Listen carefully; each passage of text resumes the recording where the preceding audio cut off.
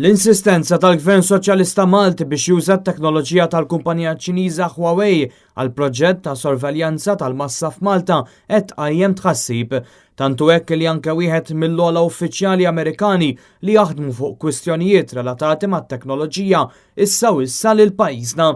Robert Strayer li tkellem ma' Malta Today wissa lil Malta li bil-proġett imsejjaħ Safe City jista' jkun li qed niftħu opportunità biex data sensittiva tispiċċa fl-idejn fiċ-Ċina. Qal li jekk kif jidher din is-sistema tiġi introdotta f'Malta, ir-riskju li l-informazzjoni miġbura tista' tintuża għal skop li jmur lil hinn mill-intenzjonijiet oriġinali.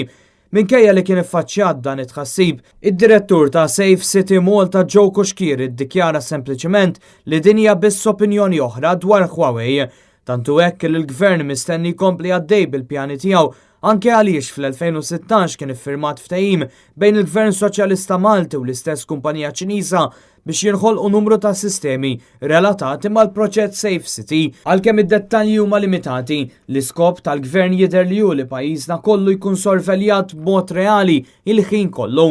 Fil-medja internazzjonali l-kumpanija Huawei kienet deskritta bħala l-aktar kumpanija kontroversjali fid-dinja u akkużata li bit-teknoloġija tagħha qed isservi biex iċ-Ċina tispija fuq il-gvernijiet Ewropej.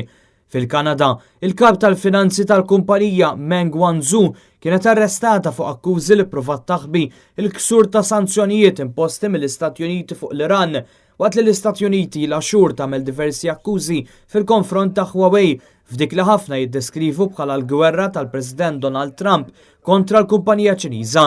Anke r-Renju Unit sab li s-sistemi ta' Huawei fihom numru ta' nuqqasijiet u problemi sistematiċi ta' inġinerija. Iżda l-kontrarju f'Malta, ir-rabtiet bejn il-gvern ta' Joseph Muscat u din il-kumpanija komplew jissaħħu dejjem aktar wara li fl-2015 l-istess kumpanija fetħet uffiċċju f'Malta li sa xhur wara kien għadu vojt.